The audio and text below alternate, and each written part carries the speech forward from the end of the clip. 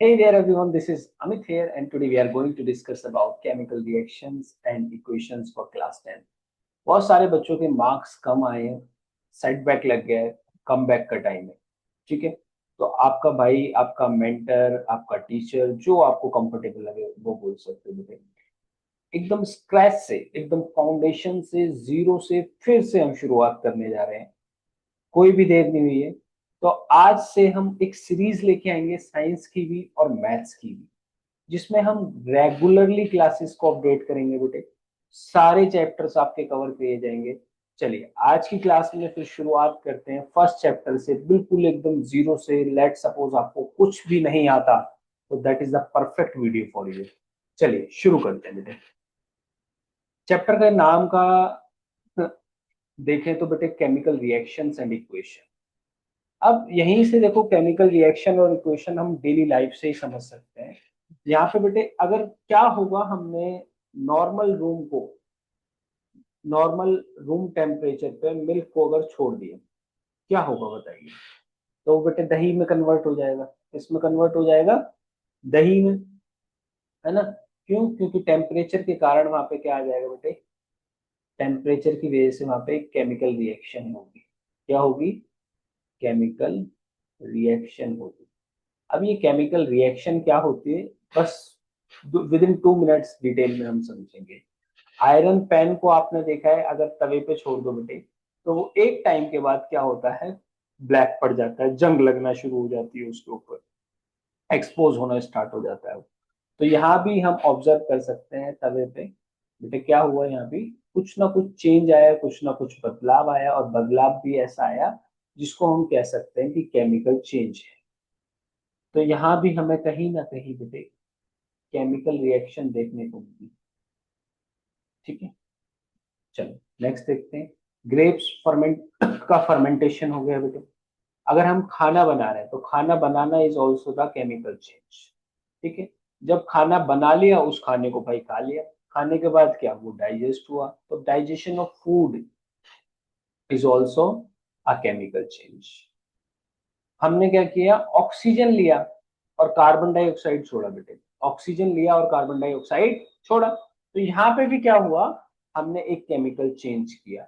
अब थोड़ा सा डिफ्रेंशिएट करते हैं एक बार कि फिजिकल चेंज क्या होता है और केमिकल चेंज क्या होता है। फॉर एग्जाम्पल हम अगर ध्यान से समझे, डिटेल में समझे बच्चों, तो फिजिकल चेंज मतलब जिसमें मुझे कुछ भी नया नहीं मिल रहा, तो वो फिजिकल चेंज हो सकता है। लेकिन किसी चीज में कुछ नया एड ऑन हो गया, that is your chemical change. और आसान भाषा में कहूं तो मैं कह सकता हूं जो चेंजेस रिवर्सिबल हैं, जो चेंजेस रिवर्सिबल है बच्चे, वो कैसे हैं, हमारे फिजिकल चेंज। जो इरिवर्सिबल है वो केमिकल चेंज। फॉर एग्जाम्पल मैंने एक पेपर लिया और उस पेपर को बेटे मैंने टीयर कर दिया। टीयर करने पे क्या हुआ, वो पेपर फट जाएगा। तो उसको क्या कुछ नया मिला हमें? भाई पेपर था, अब भी पेपर है, तो नया तो कुछ नहीं मिला। कुछ ऐसा हुआ कि मैं उसको रिवर्स नहीं कर सकता। रिवर्स कर सकता हूँ भाई, टेप से जोड़ दो, फेविकॉल से जोड़ दो, या किसी न किसी मेथड से आप उसको वापस से उसी फॉर्म में ला सकते हो, कोई भी बड़ा टास्क नहीं है। वहीं मैंने उस पेपर में बेटे आग लगा दी, उस पेपर को जला दिया। तो जलाने पे क्या हुआ, जलाने पे बेटे कुछ नया मिला। क्या क्या नया मिला हमें भाई? आग लगी उस पेपर में, क्या लगी, आग देखने को मिली, फ्लेम देखने को मिली, धुआं मिला, कार्बन डाइऑक्साइड निकली, कितना कुछ नया हुआ। तो ये क्या है, एक केमिकल चेंज है। चलो, जितनी भी अभी तक बेटे हमने सारी की सारी सिचुएशंस देखी, इन सभी सिचुएशन में कहीं ना कहीं हम आइडेंटिफाई कर रहे थे कि कुछ ना कुछ बदलाव आ रहा है, कुछ ना कुछ चेंज आ रहा है। तो यहीं से हम पता लगा सकते हैं कि केमिकल रिएक्शंस क्या होती हैं। चलो, एक एक्टिविटी है बेटे, इस एक्टिविटी को बड़े ही ध्यान से आप लोगों को ऑब्जर्व करना है, क्योंकि आप लोगों के बहुत ही ज्यादा काम आने वाली है।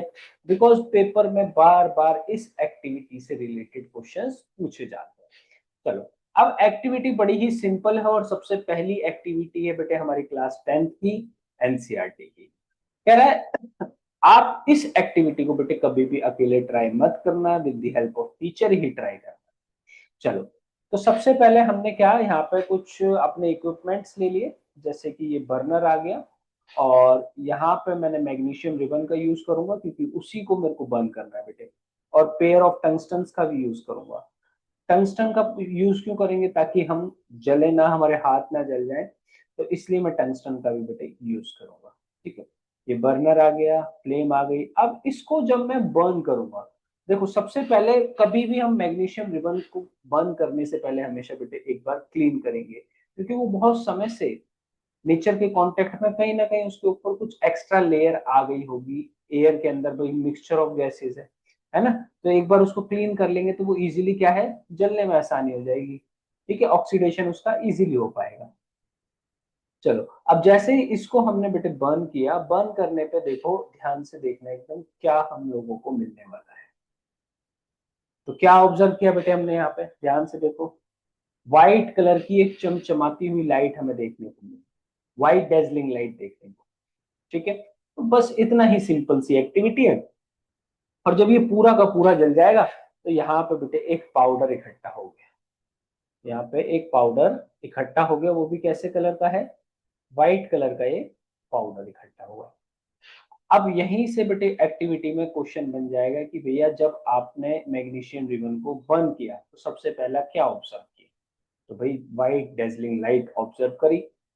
जो व्हाइट कलर का ऐश आया, जो व्हाइट कलर का पाउडर आया, उसका क्या नाम था, तो बता दो भाई। मैग्नीशियम को जलाया ऑक्सीजन की प्रेजेंस में, तो ऑब्वियसली क्या होगा वो, मैग्नीशियम ऑक्साइड है। क्या मिला बेटे, ये मैग्नीशियम का ऑक्साइड मिला, मैग्नीशियम ऑक्साइड। ठीक है, क्लियर है। या कभी कभार आपसे पूछ लेगा कि भाई जब मैग्नीशियम रिबन को जला देते हैं तो कलर ऑफ ऐश क्या होता है, अलग अलग आपको ऑप्शंस में दे देगा एमसीक्यू में, और वो पूछ लेगा। ठीक है, तो क्या ऑब्जर्व करा भाई, बता दो, मैग्नीशियम ऑक्साइड देखने को मिल गया, जो हम ऑलरेडी बता चुके हैं। ठीक है, तो कंक्लूजन क्या निकला इस एक्टिविटी का बच्चों, कि सबसे पहले हमने ऑब्जर्व किया कि एक व्हाइट कलर की चमचमाती हुई लाइट, फ्लेम हमें देखने को मिली। दूसरा, एक व्हाइट कलर के पाउडर में चेंज हो गया, वो व्हाइट पाउडर था बेटे magnesium oxide. It is form due to the reaction between the magnesium और ऑक्सीजन के बीच में रिएक्शन हुई, इसीलिए हमें क्या देखने को मिला, मैग्नीशियम ऑक्साइड देखने को मिला। क्लियर है। अगर आपको बेटे इतना सा भी डाउट लगे, प्लीज कमेंट बॉक्स में बताना, ताकि मैं आप लोगों के डाउट्स को क्लियर कर सकूं। चलो, एक और एक्टिविटी है बेटे हमारे पास। चलो ध्यान से देखते हैं। यहाँ हमने एक टेस्ट ट्यूब ले ली, और एक सॉल्यूशन लिया है बेटे पोटेशियम आयोडाइड का, एक लिया है लेड नाइट्रेट के, दो सॉल्यूशंस। अब मैं क्या करूंगा, इस पोटेशियम आयोडाइड को लेड नाइट्रेट के सॉल्यूशन में डालते हैं। क्या ऑब्जर्व कर रहे हैं यहाँ पे, भाई येलो कलर का एक प्रेसिपिटेट देखने को मिल रहा है। ठीक है, तो येलो कलर का जो प्रेसिपिटेट हमें लेड आयोडाइड का फॉर्म हुआ है। ठीक है, ये येलो कलर का प्रेसिपिटेट किसका फॉर्म हुआ है बेटे, लेड आयोडाइड का हुआ है। चलो एक और एक्टिविटी देख लेते हैं। इसमें हमने कुछ ना जिंक के टुकड़े, ये जो देख रहे हो ना आप, ये बेटे जिंक के टुकड़े पड़े हैं हमारे पास। ठीक है, और यहाँ पे हम कोई भी एक एसिड ले लेंगे। ठीक है, कोई सा भी आप ले सकते हो। चलो, ये देखिए, पहले मैंने जिंक के कुछ टुकड़े डाल दिए बच्चे, और यहाँ हमने H2SO4 अपना ले लिया। ठीक है, और जब मैंने एसिड को इसके अंदर डाला, तो आपको ध्यान से ऑब्जर्व करना है फिर से कि मेरे साथ क्या क्या ऑब्जर्वेशन होगी।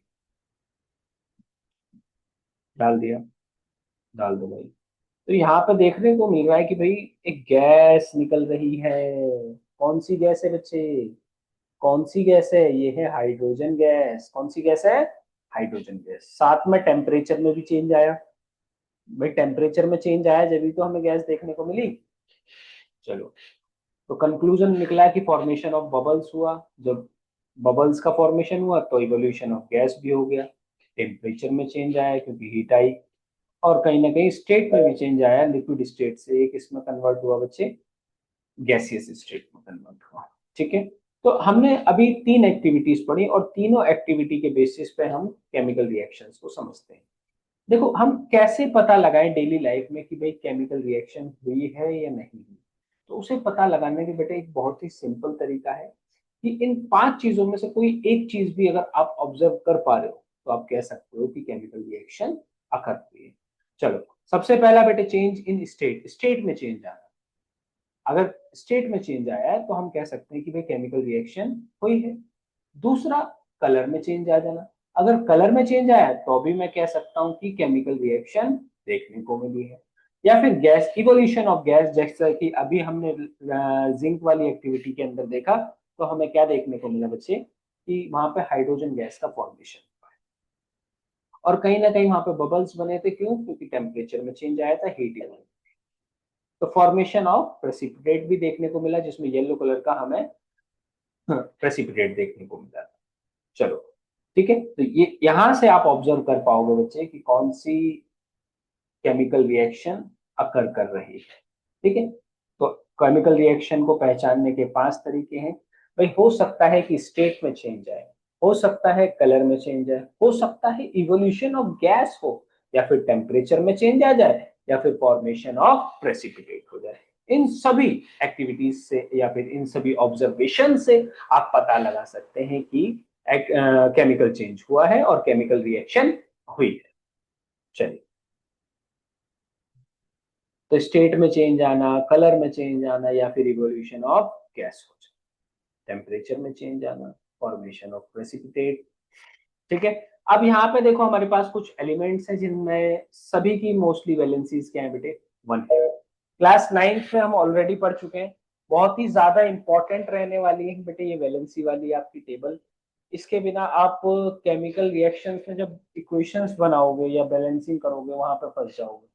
तो आप सभी को बेटे ये लर्न होनी चाहिए।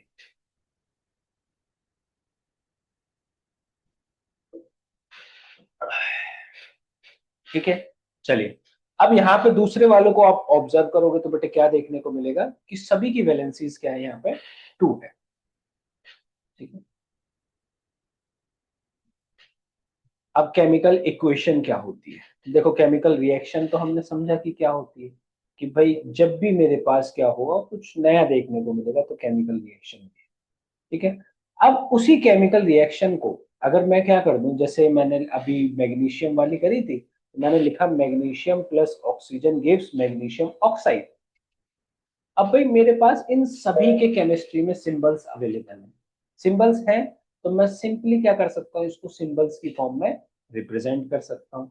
जब मैं सिंबल की फॉर्म में बेटे इसको रिप्रेजेंट करूंगा तो वही मेरी कहलाएगी chemical equation, what we call chemical equation. ठीक है, ये हमारी बच्चे लेफ्ट हैंड साइड है जिसे हम एलएचएस कहते हैं, और ये हमारी राइट हैंड साइड है जिसे आरएचएस कहते हैं। तो एलएचएस इज अवर रिएक्टेंट और आरएचएस इज अवर प्रोडक्ट। और एक एरो से हम बेटे दोनों ही लेफ्ट हैंड साइड और राइट हैंड साइड को बेटे सेपरेट करने का काम। ठीक है, a chemical equation is short hand form of chemical change. तो ये मेरी केमिकल इक्वेशन आ गई। ठीक है, उसके अलावा दो एलिमेंट्स किस किस के बीच में रिएक्शंस हो रही है बेटे, उसको हम एक पॉजिटिव साइन से दिखाते हैं। ऐसे ही अगर मुझे मैग्नीशियम ऑक्साइड के अलावा कभी कोई और भी प्रोडक्ट मिलेगा तो भी वो मैं प्लस साइन से दिखाऊं। ठीक है, ठीक है, तो यहीं से बेटे हम समझ सकते हैं कि हमारी केमिकल इक्वेशंस को किस तरीके से रिप्रेजेंट करना है। कह रहा है if the number of atoms of each element on the both side is same. अगर दोनों साइड सेम है तो हम कह सकते हैं कि इक्वेशन हमारी बैलेंस्ड है, लेकिन सेम नहीं है तो हमारी इक्वेशन बेटे अनबैलेंस्ड हो जाएगी। और अनबैलेंस्ड इक्वेशंस को हम स्केलेटल केमिकल इक्वेशंस भी बोल सकते हैं। क्या कहते हैं? Skeletal chemical equations. चलो, ठीक है, तो ऊपर आप देख सकते हो यहाँ पे बेटे 2 ऑक्सीजन है, लेकिन यहाँ पे तो भाई एक ही है। तो अभी कहीं ना कहीं ये इक्वेशन कैसी है? अनबैलेंस है। अनबैलेंस है तो सिंपली हम इसको बोल सकते हैं कि ये स्केलेटल केमिकल इक्वेशन का एक अच्छा एग्जाम। अब क्या क्या स्टेप्स हैं बेटे जो केमिकल रिएक्शंस को रिप्रेजेंट करने में हमारी हेल्प करते हैं? तो सबसे पहला बेटे रिएक्टेंट और प्रोडक्ट्स मेरे पास होने चाहिए। तो रिएक्टेंट्स में हमारा मैग्नीशियम और ऑक्सीजन है, और प्रोडक्ट में बेटे मैग्नीशियम ऑक्साइड है। दोनों को सेपरेट करूंगा विद द हेल्प ऑफ, तो रिएक्टेंट बता दो मुझे एलएचएस कहलाता है और प्रोडक्ट हमारा आरएचएस। चलिए, ये वाला सवाल आप लोगों के लिए, रिएक्टेंट्स और प्रोडक्ट्स को हम सेपरेट किसकी हेल्प से करते हैं? मेरे को रिएक्टेंट और प्रोडक्ट को सेपरेट करना है, कमेंट में जल्दी से बताओ किसकी हेल्प से करेंगे। वेरी गुड, एरो की हेल्प से करेंगे, ठीक है। चलो, कह रहा है दो या दो से ज्यादा अगर मेरे पास रिएक्टेंट्स हैं तो उनके बीच में क्या लगाऊंगा बेटे मैं, ऑब्वियसली अभी अभी पढ़ा है, मैं क्या लगाएंगे बेटे, पॉजिटिव से लिखना है, ठीक है। कंडीशंस अगर मुझे कभी भी लिखनी पड़ जाए तो मैं एरो के ऊपर लिखूंगा, ऑन एरो, ठीक है। कह रहा है dash of the reactants and product to make reaction more informative, reaction को और ज्यादा इंफॉर्मेटिव बनाने के लिए क्या करना पड़ेगा मुझे, तो बहुत सिंपल सा मुझे दिख रहा है, क्या करना पड़ेगा मुझे, उनकी स्टेट्स को मेंशन करना, जैसे हमने यहाँ भी देखो मेंशन किया है ना, ये सॉलिड है, ये गैस है, और जो पाउडर मिला ये भी सॉलिड है, तो यहाँ से हम पता लगा सकते हैं इजीली, ठीक है। फिजिकल स्टेट्स को मेंशन कर दे, तो ये पूरा तरीका है कि किस तरीके से हम केमिकल रिएक्शंस को लिखेंगे और रिप्रेजेंटेशन करने वाले हैं। चलो, अब समझते हैं बैलेंसिंग, क्या समझते हैं, बैलेंसिंग केमिकल इक्वेशंस। देखो हमने क्लास नाइन्थ में ही पढ़ा था law of conservation of mass, तो law of conservation of mass simple सी बात कहता है कि mass can neither be created nor be destroyed in a chemical reaction. अब केमिकल रिएक्शन जब भी होगी ना तो मास क्रिएट हो सकता ना ही डिस्ट्रॉय हो सकता। तो अभी जो हमने रिएक्शन देखी, Mg plus O gives MgO, है ना कहीं ऑक्सीजन हमेशा O2 की फॉर्म में प्रेजेंट है, तो Mg प्लस O2, और लेकिन रिएक्शन के बाद क्या था बेटे, MgO। तो ये गलत है, हम हमेशा इक्वेशंस को बैलेंस करेंगे, जितने एलिमेंट्स मेरे लेफ्ट हैंड साइड में उतने ही राइट हैंड साइड में भी होने चाहिए, ठीक है। जितना मास लेफ्ट हैंड साइड का है उतना ही होना चाहिए। फॉर एग्जाम्पल मैंने एक देखो, जिंक, और यहाँ पे बेटे H2SO4 आ गई, यहाँ जिंक SO4 और H2, चलो चेक करते हैं किस तरीके से बैलेंसिंग करनी प्रॉपर, इस तरीके से आपको एक टेबल बनानी है जिसमें बेटे सबसे पहले हम एलिमेंट्स लिखेंगे यहाँ पे। तो कौन कौन से एलिमेंट प्रेजेंट है बेटे, जिंक है, हाइड्रोजन है, सल्फर है, ऑक्सीजन है, सबको लिख लो वन बाय वन, ठीक है। और कितने कितने हैं वो भी लिख लेते हैं। चलो ये लिख लिया मैंने। अब यहाँ देखो, जिंक कितना है बेटे, सिर्फ एक है तो एक लिख दिया, यहाँ कितना है, यहाँ भी एक है। हाइड्रोजन कितनी है, दो, यहाँ पे कितनी है, यहाँ भी दो है। सल्फर एक ही है बेटे, यहाँ भी एक ही है। और ऑक्सीजन चार है, ऑक्सीजन तो जितने लेफ्ट हैंड साइड पे उतने ही राइट हैंड साइड पे आ गए, तो सिंपली मैं कह सकता हूँ मेरी केमिकल इक्वेशन बैलेंस्ड है ऑलरेडी, तो मुझे यहाँ पे छेड़छाड़ करने की जरूरत नहीं है। चलो अगला देखो, तो फिर से हम एक बार यहाँ पे बेटे क्या करेंगे, बॉक्स बनाएंगे, ये आ गया। कौन कौन मौजूद है देखो यहाँ पे, Fe मतलब मेरा आयरन कितना है, ओनली वन, लेकिन यहाँ पे कितना है बेटे, तीन Fe है, कितना है, तीन Fe है, तो यहाँ से हम इसको करेक्ट कर देंगे, ठीक है। हाइड्रोजन देख लो बेटे कितने हैं, यहाँ पे दो हैं और यहाँ पे भी दो हैं, ये तो ठीक है हाइड्रोजन। ऑक्सीजन वन है लेकिन यहाँ पे चार है, तो अब इसको बैलेंस करना पड़ेगा, बैलेंस कैसे करें, सबसे बड़ा सवाल यही आता है। तो इस चीज को आप ध्यान से देखो, ऑब्जर्व करो कि बैलेंस कैसे करना है। तो बैलेंसिंग के लिए हमेशा बेटे हम यहाँ पे यूज करेंगे हिट एंड ट्रायल मेथड। कौन सा method, hit and trial method. Simply Fe3O4 balance करना पड़ेगा। चलो इनिशियली यहाँ पे देखो, चार, यहाँ पे कितनी है, फोर ऑक्सीजन। अब मुझे बैलेंस करने के लिए कहीं ना कहीं यहाँ चार ऑक्सीजन लानी पड़ेगी, तो मैं फोर से यहाँ पे इसको मल्टीप्लाई करूँ, ठीक है। ऐसे ही देखो ध्यान से भाई, यहाँ पे अब मेरे पास टेबल बना लेते हैं, एक रफ टेबल बनाते हैं, ठीक है। Fe है, हाइड्रोजन है, और ऑक्सीजन है। Fe कितना है बेटे, और यहाँ पे लिख लो बेटे LHS, और ये आ गया मेरा RHS। Fe कितना है यहाँ, फिलहाल वन है, उधर तीन है बेटे।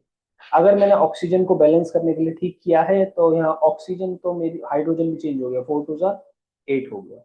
और यहाँ पे देखो जो बेटे हाइड्रोजन कितने हैं, दो हैं फिलहाल। ऑक्सीजन चेक करो, ऑक्सीजन बैलेंस हो गई, ठीक है। अब मेरे को पहले हाइड्रोजन को भी बैलेंस करना पड़ेगा, तो अगर मैं यहाँ पे भी बेटे फोर लगा दूं तो फोर टू जा एट, ये भी बैलेंस हो जाएगा, ठीक है। अब Fe को बैलेंस करना है तो मेरे को थ्री Fe है, तो यहाँ पे थ्री Fe कर, तो हिट एंड ट्रायल मेथड से आपको इस तरीके से बैलेंसिंग करनी पड़ेगी, ठीक है। चलो देखो ध्यान से,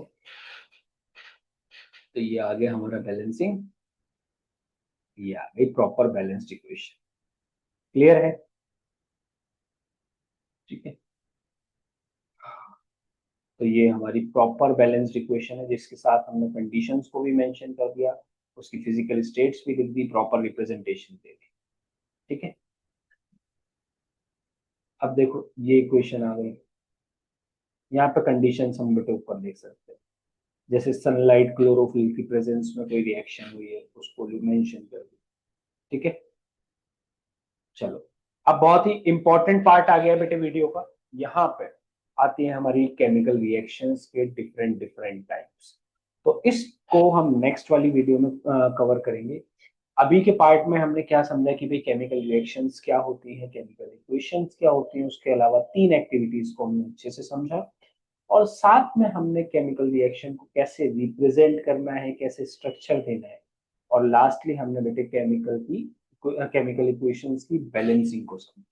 तो उम्मीद करता हूँ एकदम क्रिस्टल क्लियर होंगे कॉन्सेप्ट्स। अगर क्लियर है तो वीडियो को बेटे ज्यादा से ज्यादा लाइक करें, शेयर करें और सब्सक्राइब जरूर करें। ठीक है, ऐसे इंटरेस्टिंग वीडियोस के लिए आप कनेक्टेड रहें। टेलीग्राम चैनल भी है, आपको लिंक में मिल जाएगा, या फिर मेरे इंस्टा से आप कनेक्ट हो सकते हैं, अमित सर IYC के नाम से है। और हमारा दूसरा चैनल बेटे दिल्ली पाठशाला के नाम से है, इंस्टा पे भी और यूट्यूब पे भी।